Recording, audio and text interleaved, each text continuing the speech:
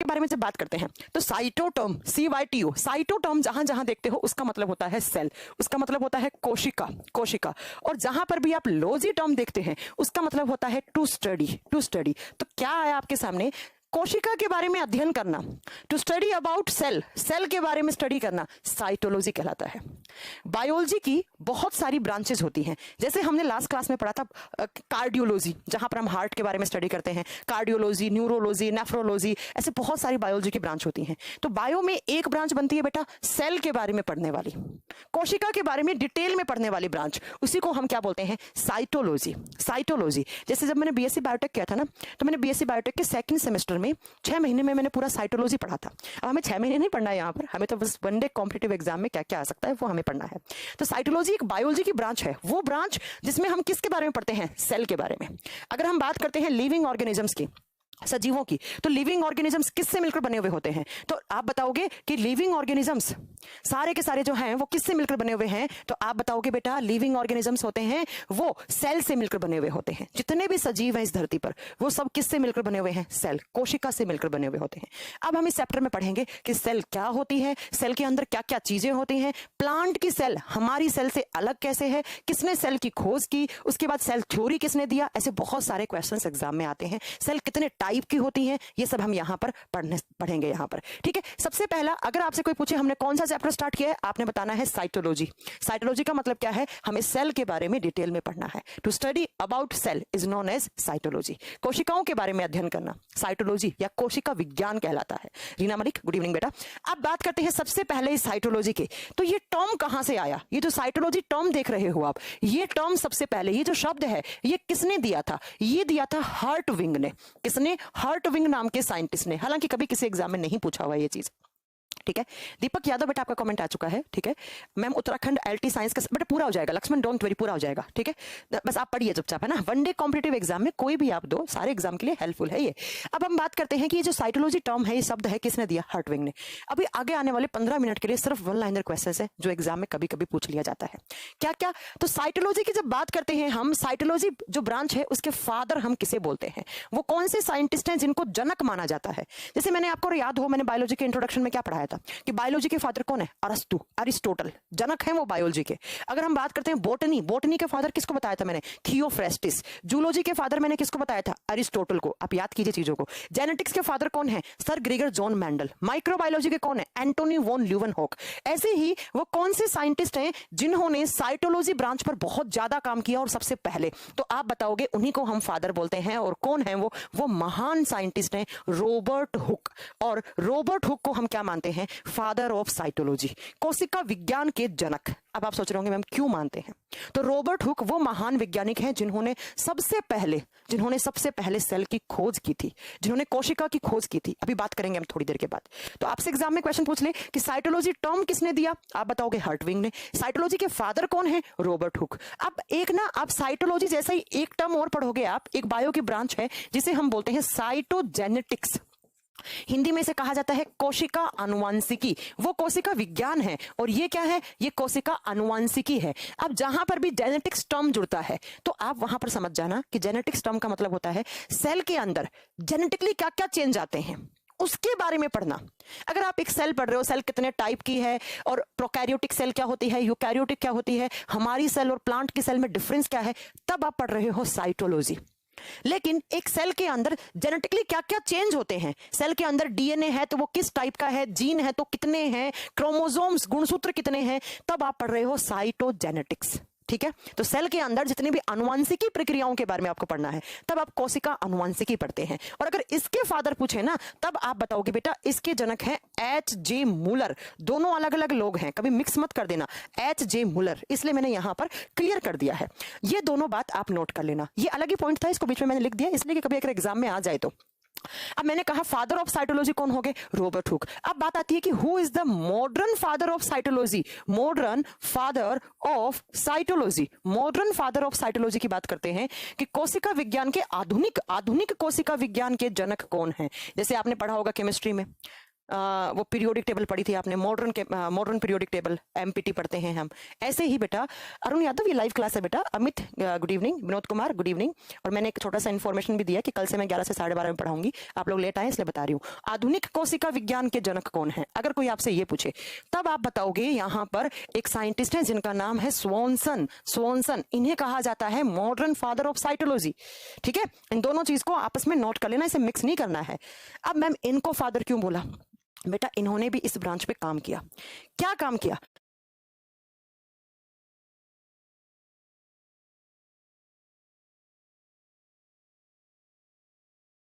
तो जरा ध्यान से सुनना, इन्होंने एक बुक लिखी, सेल पे काम किया, और उस बुक का नाम ही क्या रखा? सेल। ये सेल है ना, ये सेल, ये बुक का नाम है। स्वॉनसन जी ने भी बुक के ऊपर मतलब एक बुक लिखी,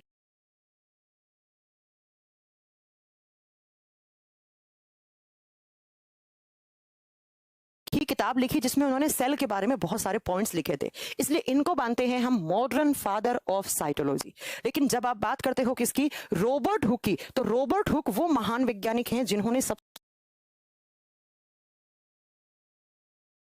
पहले सेल की खोज की थी, और खोज करके इन्होंने भी अपनी एक बुक लिखी, एक पुस्तक लिखी, और इनकी बुक का नाम है माइक्रोग्राफिया। इनकी बुक का नाम क्या है? माइक्रोग्राफिया। तो अगर एग्जाम में पूछ ले कि माइक्रोग्राफिया किसकी बुक है, तो आप क्या बताएंगे? माइक्रोग्राफिया किसकी बुक का नाम है?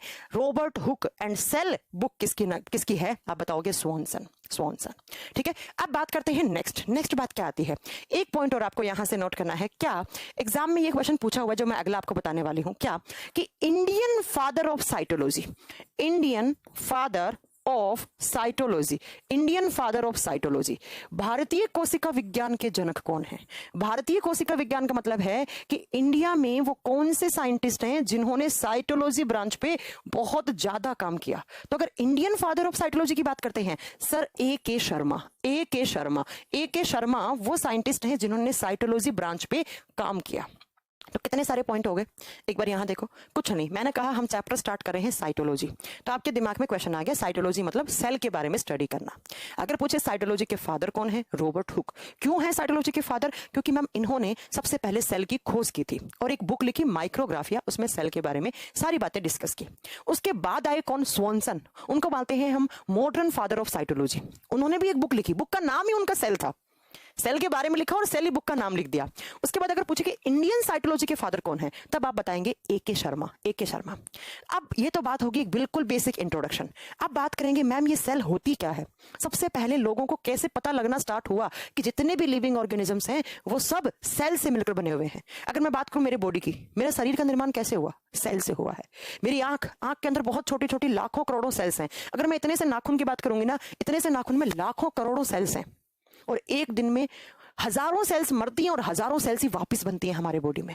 एक प्रोसेस का नाम सुना होगा आपने, सेल डिवीजन, जिसे हम बोलते हैं कोशिका विभाजन। कोशिका विभाजन वो प्रोसेस है जिसमें एक सेल अपने आप को डिवाइड करके बहुत सारी सेल्स बनाती हैं। तो एक दिन में बहुत सारी सेल्स बनती हैं, बहुत सारी मरती भी हैं। ठीक है, अब हम बात करेंगे कि मैम सेल की डिस्कवरी कैसे हुई। जब हम बात करते हैं डिस्कवरी ऑफ सेल की, कि कोशिका की खोज कैसे हुई, तो लिखेंगे डिस्कवरी ऑफ सेल, कोशिका की खोज। मैं बात करूंगी, एक बच्चा पूछ रहा है मैम सेल कितने टाइप की होती है, मैं बात करूंगी बेटा। अनीता गुड इवनिंग बेटा। कोशिका विज्ञान क्या, डिस्कवरी ऑफ सेल मतलब कोशिका की खोज। जब आप बात करते हो कोशिका की खोज के बारे में, तो ये समय था 1665 का। 1665 में कौन से साइंटिस्ट, आप बताओगे? रॉबर्ट हुक ने सबसे पहले सेल की खोज की थी। सबसे पहले कोशिका की खोज करने वाले कौन से साइंटिस्ट हैं, तो आप क्या बताओगे बेटा? Ma'am can couple having same blood group marry? बेटा अपूर्वा आर्यन, आपने मेरी लास्ट क्लास नहीं देखी हुई जो मैंने वीडियो डलवाया है, उसमें मैंने कहा कि अगर लड़की सेम ब्लड ग्रुप में नेगेटिव और लड़का पॉजिटिव है तब वो प्रॉब्लम आती है। ठीक है, आप एक बार वो वीडियो अच्छे से सुनना।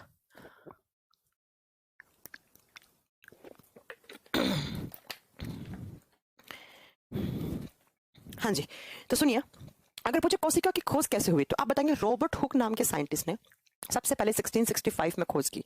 लेकिन ये जो सेल थी, ये सेल थी बेटा डेड। रॉबर्ट हुक ने कैसी सेल्स की खोज की है? डेड। डेड का मतलब होता है मृत कोशिका। अब मैम डेड का मतलब क्या है? रॉबर्ट हुक ने जो सेल्स देखी थी ना, वो फंक्शनिंग नहीं थी, उनमें काम नहीं हो रहा था। और सेल जो होती है ना, जिन सेल में काम होता है, जो सेल कार्य कर रही होती हैं, जो काम कर रही होती हैं, जो फंक्शनिंग है, वो क्या होती है? लिविंग। और जो काम नहीं करती हैं वो क्या होती है बेटा? डेड, मतलब वो मर चुकी हैं। किसी जमाने में वो काम कर रही होंगी, लेकिन आज की डेट में वो क्या है? नॉट फंक्शनिंग है, मतलब वो काम नहीं कर रही हैं, तो वो क्या होगी? डेड हो गई। तो रॉबर्ट हुक ने क्या किया? रॉबर्ट हुक ने उठाया कॉर्क टिश्यू। कॉर्क टिश्यू, अब ये कॉर्क टिश्यू क्या होता है? आपने प्लांट का स्टेम देखा है? स्टेम का मतलब होता है तना। स्टेम, स्टेम से हमें बार्क मिलती है। बार्क का मतलब होता है छाल। छाल उतार के हम लकड़ी वकड़ी जलाने के रूप में काम में लेते हैं। उस छाल के जस्ट नीचे वाले जो टिश्यू होते हैं उन्हें हम बोलते हैं कॉर्क टिश्यू। आपने शैंपियन की बोतल देखी है कभी? शैंपियन की बोतल के ऊपर ढक्कन लगा हुआ होता है, वो कॉर्क टिश्यू का होता है। या आपने देखा होगा पुराने जमाने में इत्र की बोतलें आती थी, तो इत्र की बोतल को ढक्कन लगाने के लिए कॉर्क टिश्यू को काम में लेते थे। एकदम उसे स्ट्रांगली उसे बंद करते थे ताकि इत्र की जो महक है वो बाहर ना आए। या अचार डालकर आप जिस बर्नी में, केतली में रखते थे, उसके ऊपर कॉर्क टिश्यू का ढक्कन लगाते हैं। तो मैंने कहा कि प्लांट का जो तना है, उस तने के जस्ट नीचे वाला, तने के ऊपर जो छाल है, उस छाल के नीचे वाले टिश्यू की जो लेयर है, जो परत है, उसे हम क्या बोलते हैं? कॉर्क टिश्यू बोलते हैं। क्या बोलते हैं? कॉर्क उत्तक बोलते हैं। अब टिश्यू का मतलब क्या होता है? बहुत बार बता चुकी हूं, ग्रुप ऑफ सेल्स। बहुत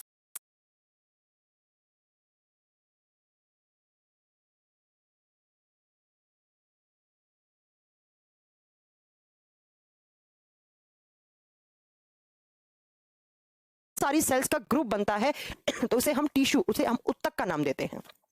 तो ये जो कॉर्क टिश्यू थे, इनको उठाया और इनको उठाकर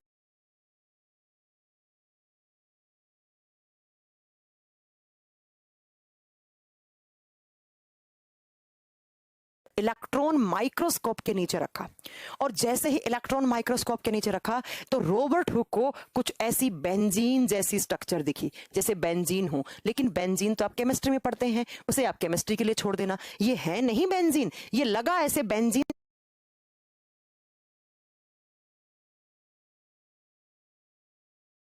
जैसी स्ट्रक्चर उनको बहुत सारी दिखी। और इनको बोलते हैं कॉर्क टिश्यू। ऐसे जैसे मधुमक्खी का छत्ता देखा आपने? मधुमक्खी का एक छत्ता है, इस छत्ते के अंदर बहुत सारी हजारों मधुमक्खियां लगी हुई हैं। ऐसे ही एक टिश्यू है, जिस टिश्यू को मैंने कॉर्क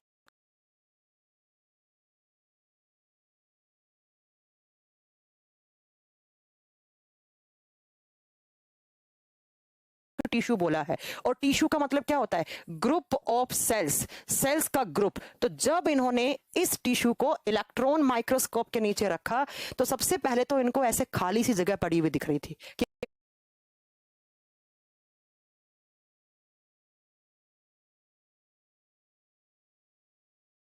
खाली जगह इस टिश्यू के अंदर। और खाली जगह को इन्होंने पहले नाम दिया रूम। रूम का मतलब होता है कमरा, जैसे एक कमरा खाली पड़ा है। लेकिन बाद में देखा कि ये तो मधुमक्खी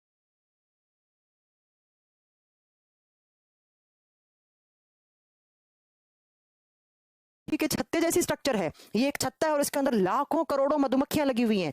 ऐसे ही इस रूम के अंदर ऐसे छोटी छोटी छोटी स्ट्रक्चर प्रेजेंट हैं। ऐसे ये जो रूम है, ये जो टिश्यू है, ये बहुत सारी सेल्स, बहुत सारे ग्रुप ऑफ सेल्स से मिलकर बना हुआ है। और बाद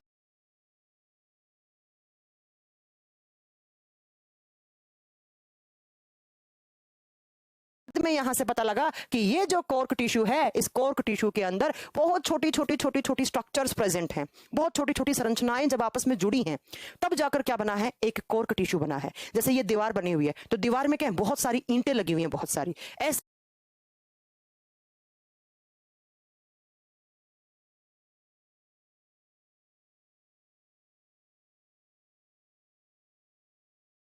ही ये जो टिश्यू है, इस टिश्यू के अंदर बहुत सारी अंदर क्या है? सेल्स प्रेजेंट हैं। और यहां से पहले इनका, इसका स्ट्रक्चर का नाम रखा रूम, और बाद में इस रूम के अंदर है सेला। और सेला क्या है? एक लैटिन टर्म है, एक लैटिन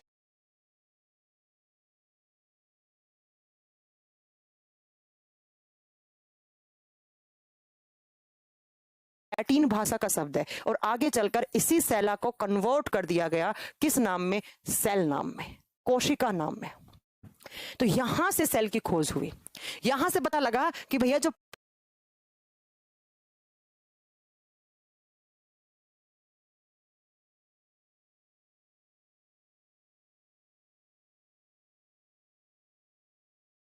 प्लांट के आपने टिश्यू उठाए थे, कौन से टिश्यू उठाए थे? Cork tissue. कॉर्क टिश्यू के अंदर क्या है? छोटी छोटी सेल्स प्रेजेंट हैं। ये कॉर्क टिश्यू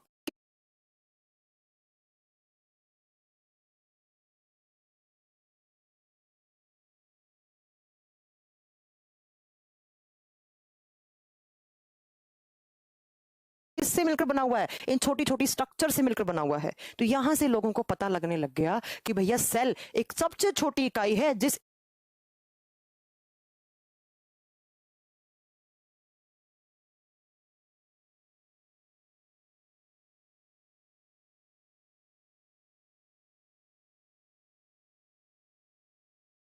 इकाई से ये टिश्यू मिलकर बना हुआ है। लेकिन ये जो सेल्स हैं, ये कैसी सेल्स हैं? ये हैं डेड, ये मरी हुई हैं। और डेड का मतलब क्या है? ये फंक्शनिंग नहीं है, इनमें कोई भी प्रकार का काम नहीं हो रहा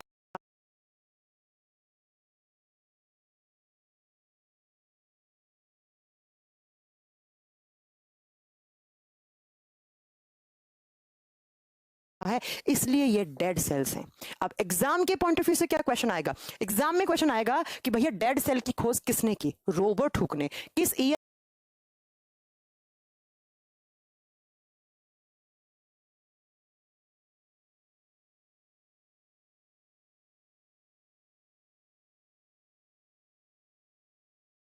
में? 1665 में।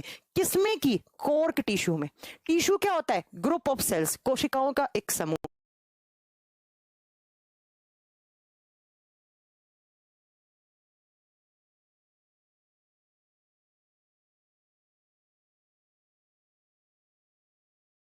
है। और उन सेल्स का पहले नाम क्या रखा? रूम। रूम से क्या नाम रखा? सेला। और सेला से क्या बना? सेल बना। तो यहां से लोगों को फंडा क्लियर होने लग गया कि भैया जितने भी लिविंग ऑर्गेनिजम्स हैं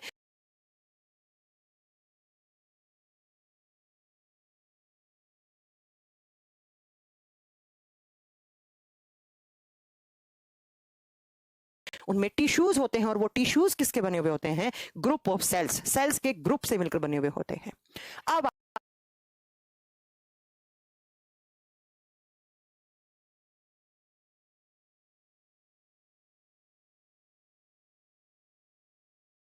आए अलग अलग लोग और अलग अलग लोगों ने इस पे क्या कर दी? अपना अपना राय देना शुरू कर दी। वही बताएंगे हम आपको। लेकिन ये सेल्स कैसी थी?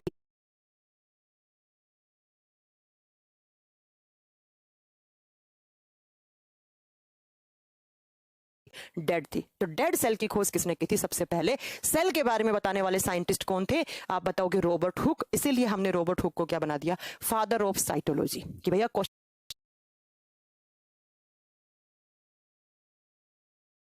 कोशिका के बारे में अध्ययन करना साइटोलॉजी है। और कोशिका के बारे में सबसे पहले अध्ययन करने वाले साइंटिस्ट कौन थे? Robert Hooke. तो रॉबर्ट हुक को हमने क्या बना दिया? फादर ऑफ साइटोलॉजी, कोशिका विज्ञान के जनक। ठीक है। अब बात करेंगे हम इसके बाद। डेड सेल के बाद आई बेटा पहली लिविंग सेल। पहली लिविंग सेल। और लिविंग सेल का मतलब है जीवित कोशिका। जीवित कोशिका, लिविंग सेल। अब लिविंग का मतलब क्या है? वो सेल जो फंक्शनिंग है, जिसमें काम हो रहा है। और जब हम बात करते हैं लिविंग सेल की, तो लिविंग सेल की खोज करने वाले साइंटिस्ट कौन है? एंटोनी ए वी वोन और एंटोनी वोन ल्यूवेनहॉक। एंटोनी वोन ल्यूवेनहॉक वो महान वैज्ञानिक हैं, ल्यूवेन हॉक, जिन्होंने पहली लिविंग सेल की खोज की। और वो लिविंग सेल क्या थी? पहली लिविंग सेल थी प्यारे बच्चों, बैक्टीरिया। बैक्टीरिया, बैक्टीरिया को बोलते हैं आप जीवाणु। जीवाणु लिविंग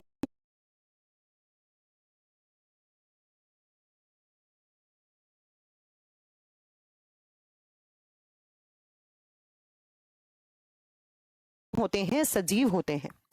तो आपसे पूछ ले कि फर्स्ट लिविंग सेल किसके द्वारा खोजी गई, तो आप बताना। पहली लिविंग सेल किसके द्वारा? एंटोनी वोन ल्यूवेनहॉक के द्वारा। और वो पहली लिविंग सेल कौन सी थी? बैक्टीरिया की। बैक्टीरिया लिविंग है, तो बैक्टीरिया के अंदर जो सेल्स होंगी वो भी क्या होंगी? लिविंग होंगी। अब ये कैसे खोज हुई बैक्टीरिया की? एक बार ऐसा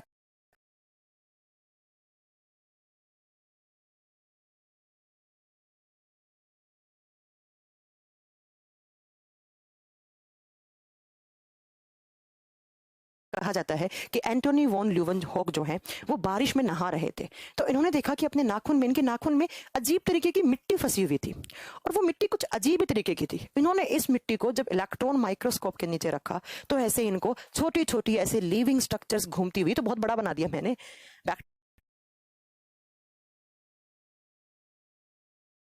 बैक्टीरिया को कभी आपने देखा है क्या? नहीं। बैक्टीरिया इतना छोटा होता है कि उसे आप नेक्ड आई से देख भी नहीं सकते, उसे आप नग्न आंखों से नहीं देख सकते, तो माइक्रोस्कोप चाहिए होगा आपको इसके लिए। तो इन्होंने जब इस मिट्टी को रखा तो बहुत छोटी छोटी स्ट्रक्चर दिखी इनको, और उन छोटी छोटी स्ट्रक्चर को यहां से नाम पड़ा क्या? बैक्टीरिया। और ये जो छोटी छोटी स्ट्रक्चर है किसकी? बैक्टीरिया की। ये क्या है? लिविंग है। ये क्या है? सजीव है। फिर यहां से इसके ऊपर डिस्कवरी, खोज होती गई होती गई होती गई, और बैक्टीरिया के बारे में लोगों को पता लग गया।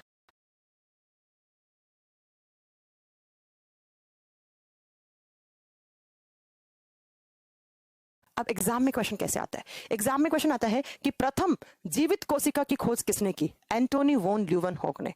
और पहली जीवित कोशिका किसकी थी? फर्स्ट लिविंग सेल कौन सी थी? बैक्टीरिया।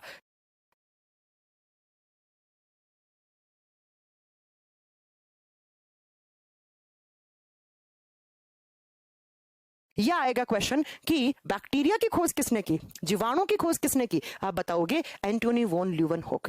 भैया सेल तो लिविंग है।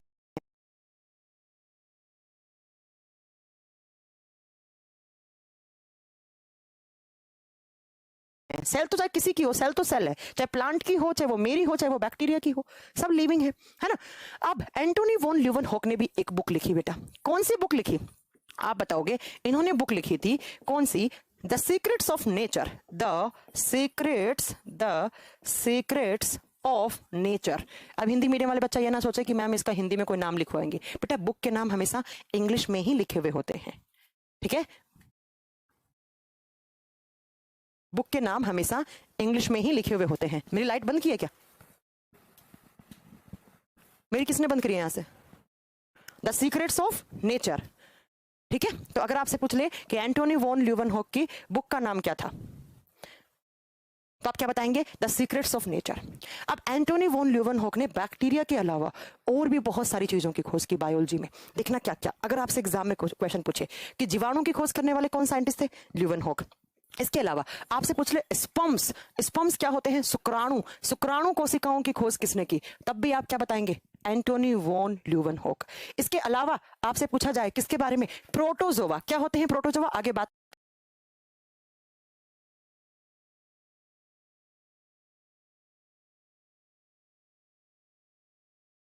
करेंगे। पहला प्रोटोजोआ भी इनके द्वारा खोजा गया। प्रोटोजोआ की खोज भी इन्होंने की। इसके अलावा आपने एक सेल पढ़ी थी, याद करो, आरबीसी। मैंने लिखवाया था, रेड ब्लड सेल। आरबीसी की खोज भी किसने की? आप बताओगे किसने की? एंटोनी वॉन ल्यूवेनहॉक ने की, ठीक है। बहुत सारे काम किए इन्होंने। बैक्टीरिया भी लिख लो, बैक्टीरिया की भी खोज इन्होंने की। जो बैक्टीरिया की सेल की खोज कर दी तो बैक्टीरिया की खोज होगी भैया, है ना। और बैक्टीरिया की सेल की कैसे खोज की? कि एक बार बारिश में नहा रहे थे तो उस मिट्टी में बैक्टीरिया से इन्हें दिखे।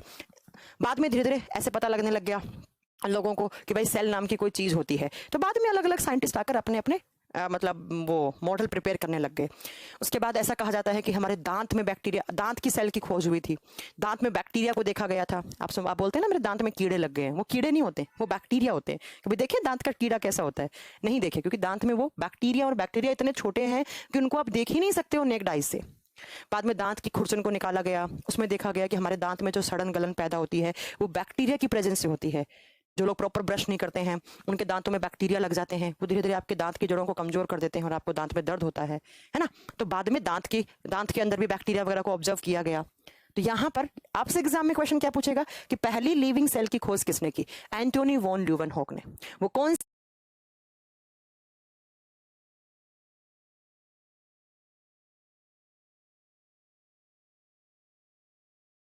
सी थी? बैक्टीरियल सेल, जीवाणु की कोशिका। फिर पूछे द सीक्रेट्स ऑफ नेचर, ये बुक किसने लिखी है? एंटोनी वॉन ल्यूवेनहॉक ने लिखी है।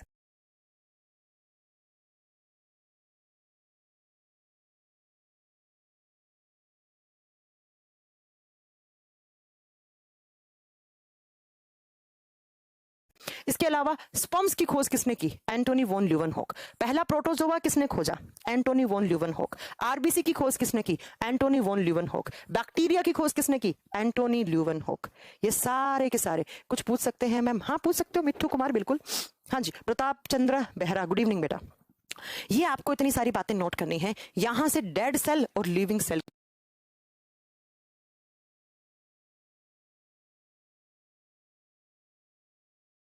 की खोज हुई। ठीक है, डेड सेल और लिविंग सेल की खोज हुई। अब आए अलग अलग लोगों को पता लग गया ना कि भाई सेल नाम की कोई चीज है। मैम एक अरुण यादव कह रहे मुझे दांत में कीड़ा दिखता है, कैसा होता है, कैसा दिखा है अरुण आपने दांत में कीड़ा? कैसा देखा है तुमने?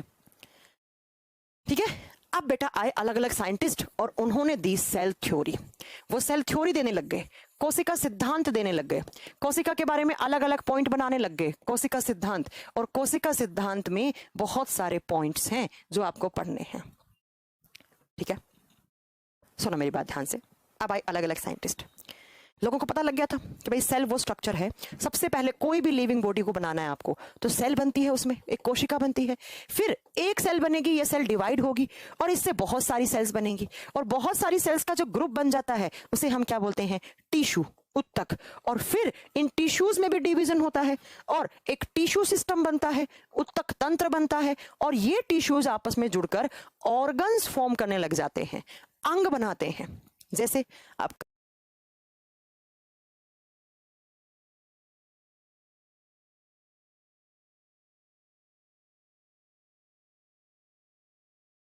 लीवर, किडनी, ब्रेन, पैनक्रियाज, ऐसे बहुत सारे ऑर्गन्स हैं। फिर ऐसे ऑर्गन्स जिनमें एक जैसा काम होता है उन्हें बोलते हैं हम ऑर्गन सिस्टम, अंग तंत्र। जैसे हमने पढ़ा circulatory system, digestive system, excretory system, skeletal system. और जब बहुत सारा ऑर्गन सिस्टम बनता है तो क्या बनता है, एक लिविंग बॉडी बनता है, एक सजीव का शरीर बनता है। क्या बनता है?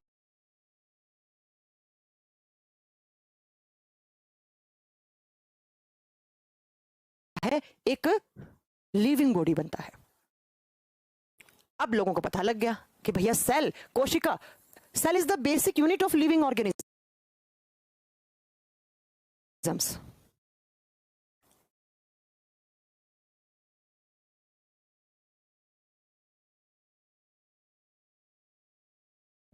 मैम सेल डिवीजन पढ़ाएंगे, हाँ साधना पढ़ाऊंगी सेल डिवीजन। ठीक है, तो सेल वो सबसे छोटी इकाई है जिससे कोई भी लिविंग ऑर्गेनिजम्स मिलकर बना हुआ होता है।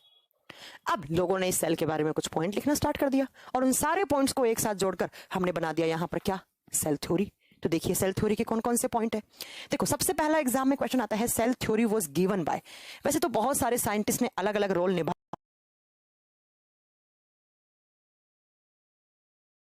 है सेल थ्योरी में, लेकिन अगर हमारे पास दो नाम आते हैं तो आप हमेशा ऑप्शन में यही ठीक करके आएंगे, सैलेडन एंड स्वोन। ये दो साइंटिस्ट हैं जिन्होंने सेल थ्योरी दी थी। अगर आपसे पूछे कि सेल थ्योरी किसने दी तब आप क्या बताएंगे, सैलेडन एंड स्वोन, क्योंकि इन्होंने सेल थ्योरी में कुछ पॉइंट्स ऐड किए थे जिनको हम आज भी क्या मानते हैं, सेल थ्योरी मानते हैं। अब हम बात करेंगे बेटा सेल थ्योरी की। तो सेल थ्योरी में सबसे पहले जो साइंटिस्ट आए वो आए 1824 में, 1824 में। कौन से साइंटिस्ट? तो साइंटिस्ट आए ड्यूट्रोचेट। ड्यूट्रोचेट नाम के साइंटिस्ट आए और इन्होंने एक सेंटेंस कहा, इन्होंने एक सेंटेंस दिया। और जिस सेंटेंस को क्या कहा इन्होंने कहा कि भैया रोबोट हुक ने सेल की खोज कर दी, बहुत बढ़िया है, हमें पता लग गया है कि cell is the basic unit of living organisms. जितने भी कोशिका, सीबीटी 2 से पहले कोर्स कंप्लीट हो सकती है कि मैम सीबीटी 2 बेटा अगले साल होगा जनवरी में, समझ रहे हो तुम? आज सीबीटी 2 नहीं होने वाला है। प्रवती नाग, तुम चिंता मत करो, आज सीबीटी 2 नहीं होने वाला है, बहुत लेट जाएगा, अक्टूबर, नवंबर, दिसंबर या जनवरी में स्टार्ट होएगा। 1824 में बेटा आएंगे 1800, रीता आपकी बात पे आएंगे हम। 1824 में ड्यूट्रोचेट नाम के साइंटिस्ट आए जिन्होंने एक सेंटेंस कहा। क्या कहा कि जब भैया बहुत सारी सेल्स बन जाती हैं, ऐसे मान लो ये बहुत सारी सेल्स हैं, सेल्स का ग्रुप है, ऐसे ही बहुत सारी लाखों करोड़ों सेल्स बन जाती हैं, तो ये जो सेल्स का ग्रुप है, ग्रुप ऑफ सेल्स, इसे हम नाम देते हैं क्या, आप बताओगे? ग्रुप ऑफ सेल्स को कहा जाता है टिश्यू। और इसी सेंटेंस को सबसे पहले किसने बताया, आप बताओगे? इस सेंटेंस को सबसे पहले ड्यूट्रोचेट ने बताया। एग्जाम में क्वेश्चन आ जाए कि जो बहुत सारी सेल्स का एक ग्रुप बन जाता है, कोशिकाओं का एक समूह बन जाता है और उसे हम टिश्यू कहते हैं, ये सेंटेंस किसके द्वारा दिया गया, आप बताओगे? ड्यूट्रोचेट। किस ईयर में? 1824 में, 1824 में, 1824 में। समझ में आई आपको बात?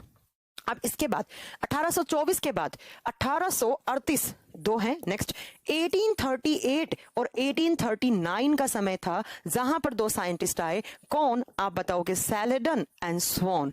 और जिन्होंने भी कुछ पॉइंट बोले और इन्हीं पॉइंट्स को हम मेन सेल थ्योरी के पॉइंट मानते हैं। तो अगर आपसे एग्जाम में क्वेश्चन आए कि सेल थ्योरी किसने दी, तब आपको यह सही करना है, सैलेडन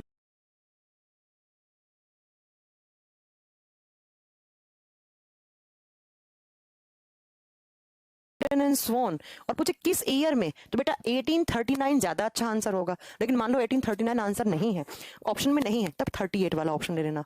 वैसे एनसीईआरटी में 1839 लिखा हुआ है, लेकिन ये समय 1838 का एंडिंग का टाइम था और 39 का स्टार्टिंग का टाइम था, इसलिए हमने यहां पर दोनों ईयर आपके सामने लिखा है। ठीक है, अब इन दोनों साइंटिस्ट ने क्या कहा, इन दोनों ने कहा, एक सेंटेंस लिख रही हूं मैं बोर्ड पर, ध्यान से सुनना।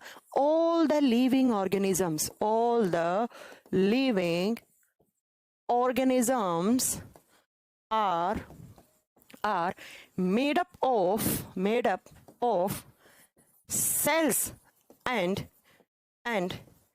product of cells। हिंदी में लिखेंगे, सभी प्रकार के जीव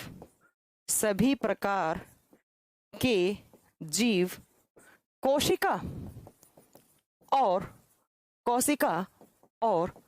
कोशिका के उत्पादों से मिलकर बने हुए होते हैं, और कोशिका के उत्पाद से मिलकर बने होते हैं। अब इस लाइन का मतलब क्या है?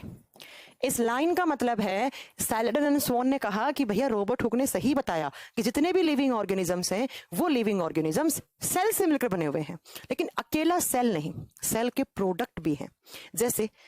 जैसे एक सेल है, उस सेल के अंदर आप पढ़ोगे आगे चलकर न्यूक्लियस होता है, माइटोकॉन्ड्रिया होता है, राइबोसोम होता है, लाइसोसोम होता है, गोल्जी बॉडी होती है, ईआर एंडोप्लाज्मिक रेटिकुलम होते हैं। ये सब क्या है? सेल्स के प्रोडक्ट हैं। ये सब क्या है? सेल के प्रोडक्ट। तो अगर आप बात करते हो सेल के अंदर क्या होता है, तो बेटा ये सब सेल के प्रोडक्ट है। कौन कौन से? इनको हम सेल ऑर्गेनेली के नाम से भी जानते हैं, कोशिकांग के नाम से भी जानते हैं इन्हें हम, वो बाद में हम बात करेंगे इस पे। तो एक तो सेल के प्रोडक्ट ये, और दूसरा सेल के प्रोडक्ट का मतलब क्या हो गया? सेल बनी, सेल से क्या बना? टिश्यू। तो टिश्यू किसका प्रोडक्ट है? सेल का है। टिश्यू से क्या बनते हैं? ऑर्गन बनते हैं। ऑर्गन किसका प्रोडक्ट हो गया? सेल का हो गया। अगर भैया सेल नहीं होती तो टिश्यू भी नहीं बनते, ऑर्गन भी नहीं बनता, ऑर्गन सिस्टम भी नहीं बनता। तो ये भी तो क्या है? सेल के प्रोडक्ट ही तो है।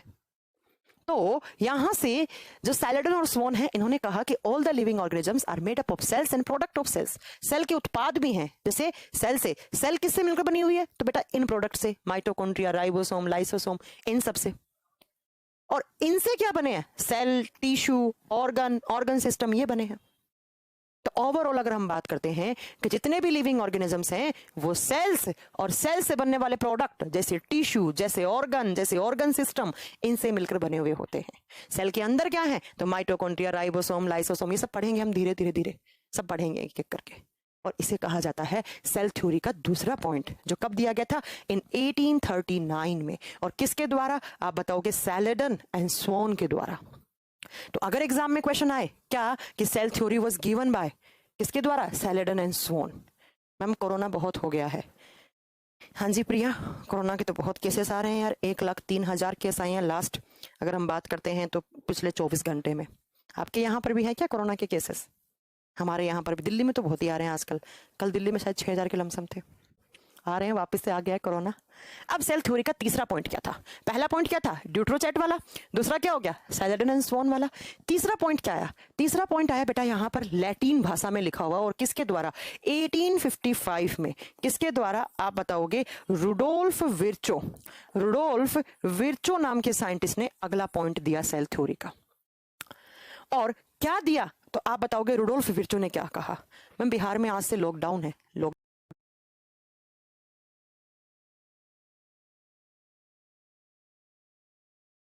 डाउन लग गया बिहार में मिसेंद्र। No mask no entry. अरे क्लास में मास्क लगा के कोई कैसे पढ़ाएगा? टीजीटी एग्जाम के लिए सफिशिएंट है बिल्कुल दिव्या, आप बहुत बार पूछ चुकी है मुझसे ये। अपने क्वेश्चन लगाए हैं क्या मेरी क्लास से पढ़कर?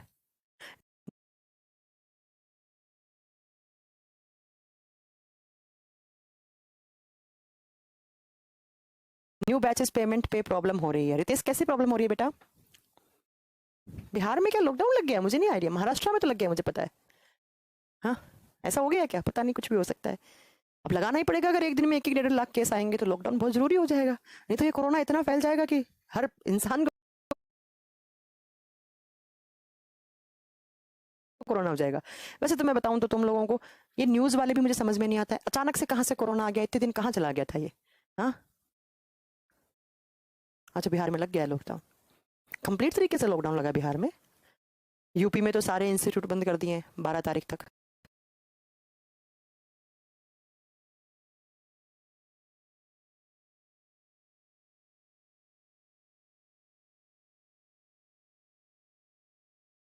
कोई कोचिंग इंस्टीट्यूट नहीं खुलेगा ऑफलाइन, क्या कर सकते हैं आप? सुनिए, 1855 में रुडोल्फ विर्चो ने कहा, क्या कहा?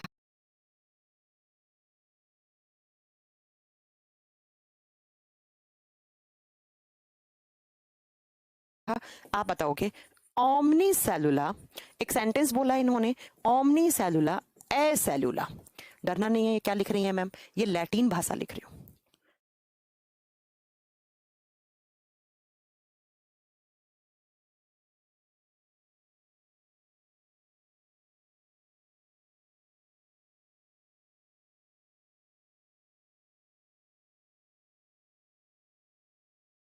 आप जितनी भी बायोलॉजी पढ़ रहे हो ना, ये सारी बायोलॉजी के जो टर्म्स पढ़ते हो ना, लैटिन लैंग्वेज से लिए गए हैं, ये लैटिन भाषा से लिए गए हैं।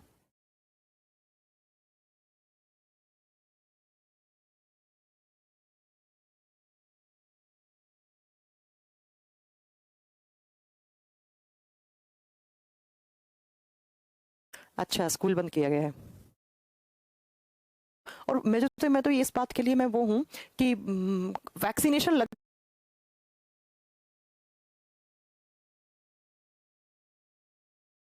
रही है एक तरफ और कोरोना बढ़ रहा है। मुझे तो लगता नहीं इस वैक्सीनेशन के लिए से कुछ होगा। अब बताइए, इतने बड़े बड़े महान लोगों को, सचिन तेंदुलकर, अक्षय कुमार, आलिया भट्ट, सबको कोरोना निकल रहा है। अब मुझे बताओ, ये लोग क्या कोरोना की वैक्सीन अफोर्ड नहीं कर सकते? ये लोग क्या लगवा नहीं सकते? उनको भी हो गया। ये सब बकवास है ना? हाँ मैम, लॉकडाउन है बिहार में।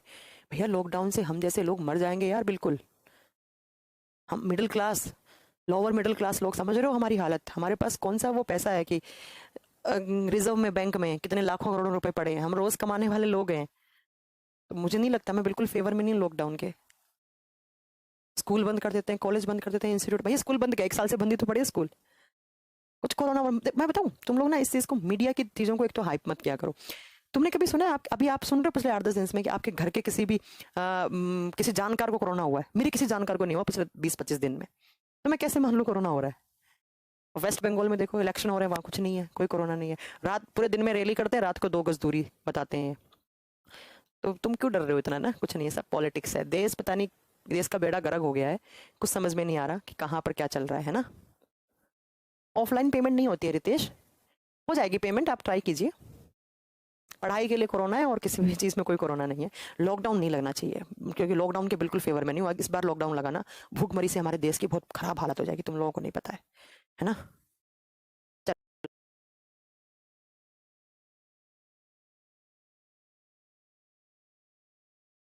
चलो आइए मैम, पटना में कॉलेज बंद करने के कारण पुलिस एंड स्टूडेंट के बीच में दंगा हुआ है। अच्छा, अब देखो, ये पुलिस वाले भी अपने आप को पता नहीं क्या समझते हैं। स्कूल कॉलेज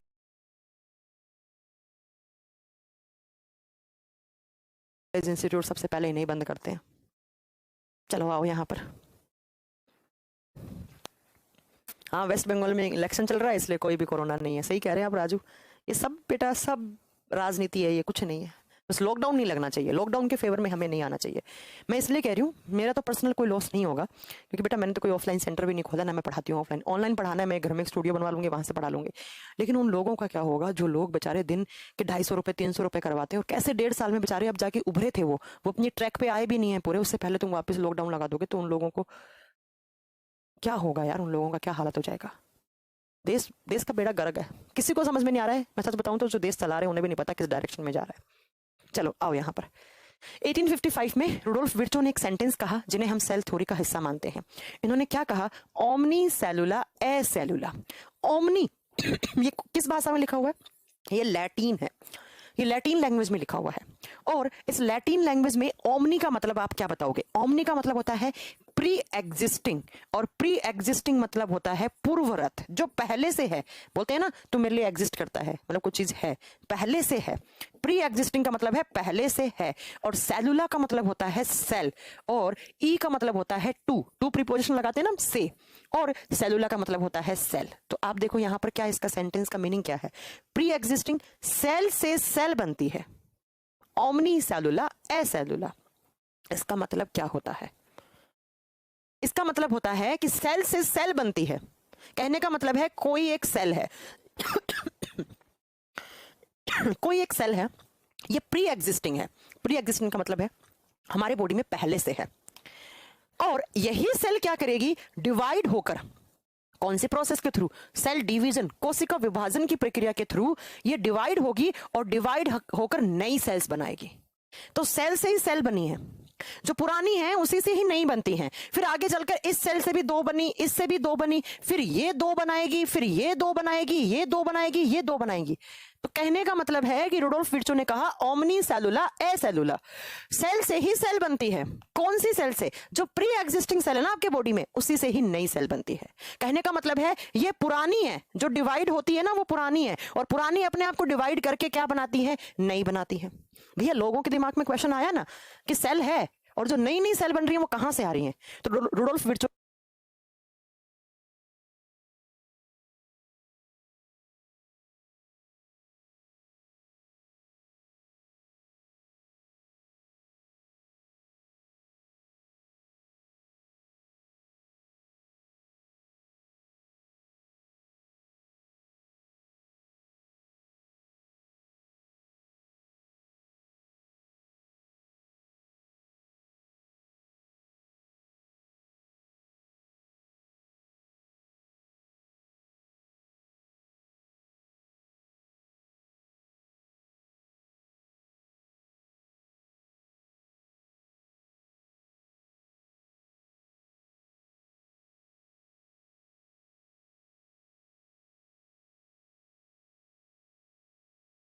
हाँ जी साउंड आ चुकी है अभी,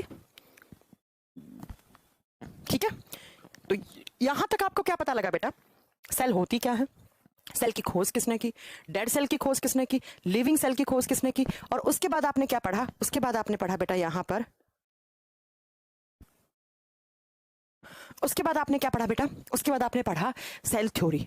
अब हम बात करेंगे कुछ की पॉइंट्स की, कुछ मैं की पॉइंट्स नोट करवा रही हूं आपको, जो एग्जाम में डायरेक्टली क्वेश्चन आते हैं। की पॉइंट का मतलब है कुछ वन लाइनर क्वेश्चन है जो सीधे पूछ लिए जाते हैं। फिर हम सेल के टाइप के बारे में बात करेंगे कि कितने प्रकार की सेल्स होती हैं। जब हम सेल के बारे में की पॉइंट्स के बारे में पढ़ते हैं तो यहां तक हमने क्या पढ़ा, सेल है, सेल के टाइप पे बाद में बात करेंगे। अब बात आती है कि क्या सेल के साइज भी छोटे बड़े होते हैं, यस बिल्कुल हो सकते हैं। प्लांट भी लिविंग है और प्लांट इतना बड़ा है, मैं भी लिविंग हूं, मैं इतनी छोटी हूं, तो प्लांट की सेल क्या है, बड़ी, मेरी सेल क्या है, छोटी। बैक्टीरिया भी लिविंग है और वो इतना छोटा है कि वो मुझे दिख भी नहीं रहा है नेक्ड आई से, उसको देखने के लिए मेरे पास क्या होना चाहिए, इलेक्ट्रॉन माइक्रोस्कोप होना चाहिए। तो बैक्टीरिया भी लिविंग है, इसका मतलब मैम ये सेल छोटी बड़ी होती होंगी, बिल्कुल। तो अब एग्जाम में क्वेश्चन आता है कि इस यूनिवर्स में स्मॉलेस्ट सेल किसकी है, स्मॉलेस्ट सेल इन यूनिवर्स, संसार की सबसे छोटी कोशिका कौन सी है। अगर आपसे पूछ ले संसार की सबसे छोटी कोशिका, सबसे छोटी कोशिका किसकी है, अगर पूछे किसकी है तो बैक्टीरिया की। बच्चों बैक्टीरिया से छोटा क्या होगा आप बताओ, तो बैक्टीरिया की सेल जो है वो सबसे छोटी सेल है, इस जीवाणु की कोशिका सबसे छोटी होती है। लेकिन अब बैक्टीरिया भी बहुत सारे हैं, अभी साउंड ठीक है ना, अभी तो साउंड ठीक है शानी विश्वकर्मा। बैक्टीरिया भी बहुत सारे हैं, तो बैक्टीरिया में सबसे छोटा कौन सा बैक्टीरिया है, बैक्टीरिया में सबसे छोटा कौन सा है, तब आप बताएंगे सबसे छोटा बैक्टीरिया होता है माइकोप्लाज्मा। कौन सा, माइकोप्लाज्मा। तो माइकोप्लाज्मा वो बैक्टीरिया है जो सबसे छोटा है। तो अगर आपसे एग्जाम में क्वेश्चन आए कि इस यूनिवर्स में सबसे छोटी सेल किसकी होती है, तब आप क्या बताएंगे, एक बैक्टीरिया की। कौन सा बैक्टीरिया, माइकोप्लाज्मा बैक्टीरिया, माइकोप्लाज्मा जीवाणु। अब इस माइकोप्लाज्मा के दो नाम और भी होते हैं। एक बच्चा कह रहा है कितनी छोटी, बेटा लेस देन 1 माइक्रोमीटर, 1 माइक्रोमीटर से भी छोटी होती है, 1 माइक्रोमीटर से भी छोटा होता है। तो बेटा कहां से देख पाओगे इसे, खुली आंखों से। इसे देखना है तो क्या देना पड़ेगा आपको, इलेक्ट्रॉन माइक्रोस्कोप होना चाहिए आपके पास। तो 1 माइक्रोमीटर से छोटे ऑर्डर की होती है किसकी सेल, आप बताओगे माइकोप्लाज्मा की। और माइकोप्लाज्मा क्या है, वो सबसे छोटा बैक्टीरिया। इसी का दूसरा नाम होता है बेटा पीपीएलओ, इसे ही कहा जाता है पीपीएलओ। और इसी का एक नाम और होता है एमएलओ। तो कभी कभी क्या होता है, एग्जाम में क्वेश्चन पूछता है कि सबसे छोटी सेल यूनिवर्स की कौन सी है, तो वहां पर माइकोप्लाज्मा ऑप्शन में नहीं होता है, वहां ऑप्शन में होता है पीपीएलओ, वहां ऑप्शन में होता है एमएलओ। तो इनकी फुल फॉर्म लिखो जरा। एमएलओ की फुल फॉर्म होती है molecule like organisms, molecule like organisms. Hindi में कोई फुल फॉर्म नहीं है बेटा, इंग्लिश में ही लिखा हुआ आएगा, ठीक है। और जब पीपीएलओ की बात करते हैं तो पीपीएलओ की फुल फॉर्म होती है पॉली प्लूरो न्यूमोनई, पॉलीप्लूरो न्यूमोनई लाइक ऑर्गेनिजम्स, ये भी इसके फुल फॉर्म है, लाइक ऑर्गेनिजम्स, ये भी इसके फुल फॉर्म है। ठीक है, तो अगर पीपीएलओ पूछ ले तो भी आप बताओगे माइकोप्लाज्मा का अनदर नेम है। एमएलओ भी क्या है? माइकोप्लाज्मा का अनदर नेम है। अब मैं इस माइकोप्लाज्मा से आपको 4-5 पॉइंट बताती हूं जो एग्जाम में आते हैं। बच्चा ध्यान से सुनना, माइकोप्लाज्मा से क्या क्या पॉइंट एग्जाम में आता है। इस माइकोप्लाज्मा को कहा जाता है जोकर। अब इन्हें जोकर क्यों कहा जाता है इसे? आपने कभी सर्कस देखा है? जब आपने सर्कस देखा होगा तो सर्कस में आपने देखा होगा, क्या देखा होगा कि सर्कस में जोकर होता है, और जोकर क्या करता है? अपने फेस के एक्सप्रेशन चेंज करता रहता है ताकि आपको हंसी आए। जोकर का काम क्या होता है? हंसाना। कभी वो नाक के ऊपर लाल लाल सा टेप सा लगा के आता है, कभी अपने आंख के आईब्रो को ऐसे करता है, ऐसे करता है ना। तो बेटा जैसे जोकर आपको हंसाने के लिए अपने फेस के एक्सप्रेशन को चेंज करता रहता है, वैसा का वैसा जो माइकोप्लाज्मा है वो अपना साइज एंड शेप, अपना आकार और आकृति को क्या करता है? बदलता रहता है, बदल सकता है। इसलिए हम इसे जोकर बैक्टीरिया कहते हैं। जोकर है, जैसे एक जोकर अपने फेस के एक्सप्रेशन चेंज करता रहता है, वैसे ये बैक्टीरिया साइज और शेप दोनों लगातार चेंज करती रहती है। कभी आप आज आपने इसका जो आकार देखा है वो कल नहीं मिलेगा आपको, कल देखोगे वो परसों नहीं मिलेगा आपको। ठीक है, ये आपको माइकोप्लाज्मा के बारे में नोट करना है चीज। माइकोप्लाज्मा सबसे छोटी है। अब इसका जस्ट अपोजिट पूछ ले आपसे, ये तो छोटा हो गया। अब पूछे लार्जेस्ट सेल ऑफ यूनिवर्स, संसार की सबसे बड़ी कोशिका, संसार की सबसे बड़ी कोशिका, सबसे बड़ी कोशिका किसकी होती है? जब हम संसार की सबसे बड़ी कोशिका की बात करते हैं तो वो होता है ostrich egg cell. Ostrich egg, या लिखा हुआ आता है ऑस्ट्रिच सेल। और ऑस्ट्रिच का मतलब क्या होता है? शुतुरमुर्ग। शुतुरमुर्ग का जो अंडे की सेल है या शुतुरमुर्ग की कोशिका सबसे बड़ी होती है। ये कह रहे मोदी भी जोकर है। सही कह रहे हो आप, हमारा जोकर बना के छोड़ रखा है सरकार ने, खुद नहीं है वो, खुद तो बहुत होशियार है बेटा। ठीक है, तो देखिएगा इस संसार की सबसे बड़ी, इस यूनिवर्स की सबसे बड़ी सेल कौन सी है? तब आप बताओगे ऑस्ट्रिच एग या ऑस्ट्रिच सेल। और ये ऑस्ट्रिच के अंडे की सेल होती है बेटा, ये किस ऑर्डर की होती है? तो इसका साइज होता है, आप बताओगे 130 माइक्रोमीटर से लेकर 170 माइक्रोमीटर के ऑर्डर की, 130 माइक्रोमीटर से लेकर 170 माइक्रोमीटर के ऑर्डर के बीच की। तो शुतुरमुर्ग के अंडे की सेल सबसे बड़ी है। और सबसे छोटी पूछे तो माइकोप्लाज्मा। ओके, जाइए बेटा रोशन, आपको काम है तो ये तो इस यूनिवर्स की बात हो गई। लेकिन अगर हम हमारे बॉडी में बात करें बेटा, अगर आप ह्यूमन बॉडी की बात करते हो, अगर आप मनुष्य के शरीर की बात करो, ह्यूमन बॉडी की बात करो, तो ह्यूमन बॉडी में बड़ा छोटा कौन सा है? अगर पूछ ले मनुष्य के शरीर में longest and largest cell of human body, मनुष्य के शरीर की सबसे लंबी और सबसे बड़ी, सबसे लंबी भी है और सबसे बड़ी कोशिका कौन सी है? हमारे बॉडी में भी बहुत सारी सेल्स हैं, तो उनमें कौन सा बड़ा है कौन सा छोटा है? तो अगर पूछ ले क्या क्वेश्चन आएगा? Longest and largest cell of human body, तब आप आंसर करोगे बेटा न्यूरॉन सेल्स। कौन सी? Neuron cells. और न्यूरॉन सेल्स को बोलते हैं हम तंत्रिका कोशिका। जो तंत्रिका कोशिका, जो न्यूरॉन नर्व सेल्स होती हैं, वो लंबी भी हैं और बड़ी भी हैं हमारे बॉडी में, जो ऑल ओवर हमारे बॉडी के बीच में सिग्नल्स को ट्रांसफर करती हैं, सारे के सारे ऑर्गन्स के बीच में, ब्रेन तक लाती है, ब्रेन से लेकर जाती है। उन्हें हम न्यूरॉन सेल्स बोलते हैं। वो लंबी भी है, बड़ी भी है। लेकिन अगर आपसे पूछ ले smallest cell of human body, smallest cell of human body, मनुष्य के शरीर की सबसे छोटी कोशिका, सबसे छोटी कौन सी है मनुष्य के शरीर की? तो अगर आपसे पूछ ले सबसे छोटी कोशिका, तब आप आंसर करेंगे बेटा, मैं आपको पढ़ा भी चुकी हूं, आरबीसी। याद करो मैंने कहा था आरबीसी हमारे ब्लड में सबसे छोटी सेल होती है। ये खून में भी छोटी है और ऑल ओवर हमारे बॉडी में भी क्या है? छोटी है। तो अगर स्मॉलेस्ट की बात करें हमारे बॉडी में, तो वो कौन सी होनी चाहिए बेटा? आप बताओगे आरबीसी। ठीक है राहुल, आपकी बात का क्लियर करूंगी मैं भी डाउट। ब्लड में भी छोटी आरबीसी, आरबीसी नंबर में बहुत ज्यादा होती है, मिलियंस में होती है, लेकिन साइज में क्या होती है बेटा? छोटी। अब बेटा दो क्वेश्चन और आते हैं ह्यूमन बॉडी में। ह्यूमन गैमेट सेल होती हैं हमारे बॉडी में, गैमेट सेल्स बनती हैं। अब ये गैमेट सेल्स क्या होती हैं? मनुष्य प्रजनन कोशिका, वो सेल्स जो जनन करवाती हैं, जो प्रजनन करवाती हैं, उन्हें बोलते हैं हम रिप्रोडक्टिव सेल, जो रिप्रोडक्टिव सिस्टम का हिस्सा होती हैं। दो होती हैं। अगर मेल गैमेट सेल की बात करते हैं तो मेल गैमेट नर जनन कोशिका को नाम देते हैं हम स्पर्म, और स्पर्म का मतलब होता है शुक्राणु, और फीमेल गैमेट को हम नाम देते हैं मादा जनन कोशिका। फीमेल गैमेट सेल कौन सी है, उसको नाम देते हैं बेटा हम ओवम, अंडाणु। तो अगर आपसे क्वेश्चन पूछ ले कि ह्यूमन में जो गैमेट सेल बनती हैं उन गैमेट सेल में कौन सी बड़ी और कौन सी छोटी है, तो ये जो मेल गैमेट होते हैं ना बेटा, कौन से, स्पर्म्स, तो आप बताओगे स्पर्म्स क्या होते हैं, स्पर्म्स होते हैं छोटे, ये स्मॉलेस्ट है, और ये क्या होती है, ओवम, ये होती हैं लार्जेस्ट। तो अगर इस तरीके से भी क्वेश्चन आ जाए तब भी आप क्या बताओगे कि ओवम क्या है, अंडाणु बड़े होते हैं और शुक्राणु क्या होते हैं, छोटे होते हैं। लेकिन ये कौन सी सेल्स हैं, ये है गैमेट सेल्स, ये है जनन कोशिका, जो जनन में काम आती हैं, जो रिप्रोडक्शन में काम आती हैं। ठीक है, संसार में सबसे बड़ी कौन सी है, ऑस्ट्रिच एग।